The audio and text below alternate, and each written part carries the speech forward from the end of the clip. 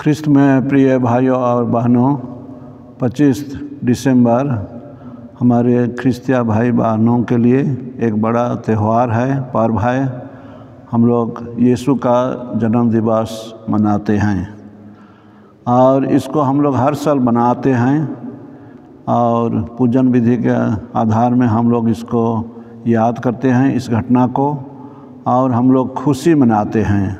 और यीशु का जन्म का संदेश हमारे लिए बहुत बड़ा मायने रखता है। हम लोग इसको याद करते हैं और अलग अलग चाहे विभिन्न प्रकार के हम लोग संदेश लेते हैं। हम लोग प्रभु के वचन में सुनते हैं, संत पौलुस का चिट्ठी में, गलातियों के नाम में जो चिट्ठी है उसमें सुनते हैं 4 अध्याय 4 में, समय पूरा हो जाने पर ईश्वर ने अपने पुत्र को भेजा। वह एक नारी से उत्पन्न हुए और संहिता के अधीन रहे, जिससे वह संहिता के अधीन रहने वालों को छुड़ा सके और हम ईश्वर के दत्तक पुत्र बन जाएं। हम लोग इस वचन से बहुत साफ ढंग से समझ रहे हैं, कुंवारी मरियम जिसको ईश्वर चुने अपने मुक्तिदाता के माँ बनने के लिए, उसके ज़रिए से हम लोग यीशु का जन्म का जो वचन है उसको सुनते हैं संत मत्ती और संत लूकस का सुसमाचार से। आज मैं उस घटना को विस्तृत रूप से वर्णन तो नहीं करूँगा, लेकिन उसका संदेश जो है उसके बारे में मैं आप लोगों को बताना चाहता हूँ। सबसे पहले ये एक महान घटना है, इसलिए हम लोग अनुभव करते हैं, देखते हैं। हमारे जो समय का गिनती है यीशु का जन्म के आधार में है, इसलिए हम लोग जो समय यीशु का जन्म के पहले है उसको हम लोग बिफोर क्राइस्ट कहते हैं, और जो यीशु के जन्म के बाद में समय है उसको हम लोग लैटिन भाषा में एडी कहते हैं, आनो Duminy, year of the Lord. और ये ना केवल रोम में ये प्रचलित था, चाहे ख्रिस्तिया भाई बहनों के लिए केवल था, लेकिन सभी देश, सभी निवासियों के लिए ये व्यवहार होता है। इससे भी हम लोग जान जा सकते हैं कि इसका प्रभाव और इसका महत्व कितना बड़ा है। हम लोग संदेश के तौर से पहला संदेश ये रख सकते हैं, ईश्वर हमारे मानव बीच में, मानव स्तर में आए। हम लोग अंग्रेजी में संत यूहन्ना का सुसमाचार में पढ़ते हैं, the word became flesh and dwelt among अस।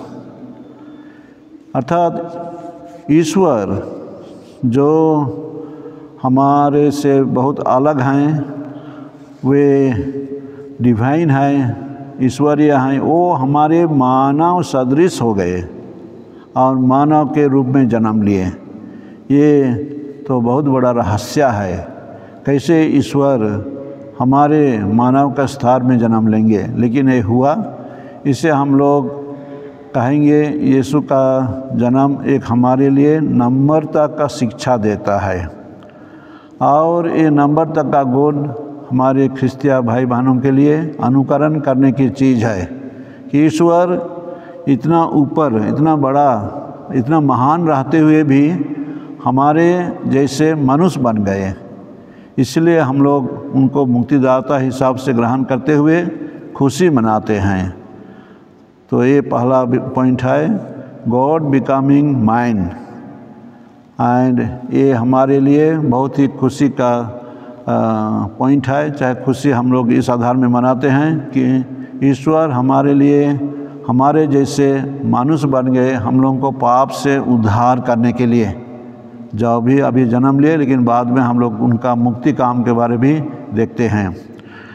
दूसरी बात है, हम लोग इस अवसर में ज़रूर खुशी होते हैं, और जैसे सुसमाचार के आधार में हम लोग पढ़ते हैं, मनन चिंतन करते हैं, लेकिन हमारे लिए बाद में देखते हैं यीशु ख्रिस्त अपने बचपन में और बड़े होकर भी अपने माता पिता के अधीन रहे। Jesus was obedient to parents. और ये हमारे लिए अभी का समय में बच्चों के लिए चाहे सबों के लिए एक नमूना रह गया कि हमें भी अपने माँ बाप के अधीन में रहना चाहिए और उनके डायरेक्शन में, उनके कहने पर, उनके शिक्षा को अनुकरण करते हुए हम लोग को चलना चाहिए। इसलिए दूसरा पॉइंट में हम लोग कहेंगे यीशु ख्रिस्त हमारे आज्ञाकारिता का एक कहेंगे नमूना भी है। ये दूसरा पॉइंट में हम लोग इसको शिक्षा ले सकते हैं। अभी का समय में हम लोग सुनते हैं, देखते हैं, अनुभव करते हैं कि बच्चे लोग उतना माँ बाप को उतना ध्यान नहीं देते हैं। और ये हमारे कैथोलिक कलीसिया में बहुत ही पुराना शिक्षा है माँ बाप के आदर करना। हम लोग दास नियम का चौथा नियम में यही कहते हैं, माँ बाप की आदर करना। तीसरा में मैं कहूँगा यीशु ख्रिस्त जन्म होकर और बाद में अपने जीवन में बढ़कर हमारे लिए ईश्वरीय राज्य का शिक्षा दिए। वे हमको सिखाए कि ईश्वरीय बनने के लिए, चाहे ईश्वर का राज्य में प्रवेश करने के लिए हमें क्या करना चाहिए, कैसे चलना चाहिए, कैसे माँ बाप के अधीन में रहकर हमारे समाज में, कलीसिया में कैसे विश्वास का जीवन में आगे बढ़ना चाहिए।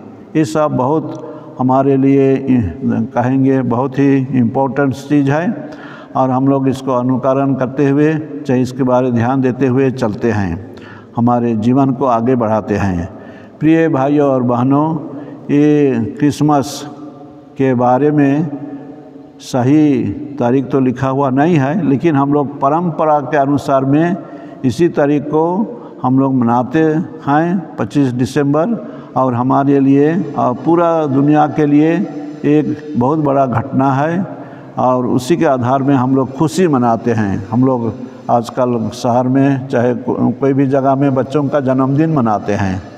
जन्मदिन सबों के लिए खुशी का दिन है, उसमें सब कोई खुशी होते हैं और कुछ ऐसा मनाते हैं। तो आज के इस दिन में हम लोग जब यीशु का जन्मदिन का उत्सव मना रहे हैं, ज़रूर हम लोग खुशी होते हैं। ये दो रकम से हम लोग देख सकते हैं, एक है हमारे पूजन विधि के आधार में और जो हम लोग विनती, प्रार्थना, उपासना के आधार में हम लोग इसको प्रकट करते हैं।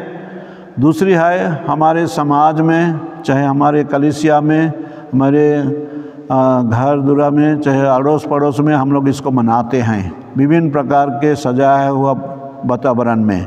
इसलिए यीशु का जन्म हमारे लिए खुशी, जॉय और आनंद लाता है। हम लोग उनके जन्म के अवसर पर खुशी मनाते हैं और ये खुशी हम दूसरों को भी बांटते हैं। इसलिए इस पर्व में हम ख्रिस्तिया भाई बहन लोग ज़रूर मनाते हैं, लेकिन दूसरे लोग भी हम लोग को विश करते हैं, हैप्पी क्रिसमस बोलते हैं और हम लोग इसको स्वीकार करते हुए मनाते हैं। पहले समय में हम लोग क्रिसमस कार्ड सब भेजते थे, अभी हम लोग नहीं देखते हैं, फिर भी हम लोग दूसरे को विश करते हैं। अभी मोबाइल ज़माना में मोबाइल से भी हम लोग विश करते हैं, चाहे व्हाट्सएप में मैसेज भेजते हैं हैप्पी क्रिसमस बोल के। ये सब हमारे लिए खुशी का माहौल और खुशी का वातावरण रहकर हम लोग मनाते हैं।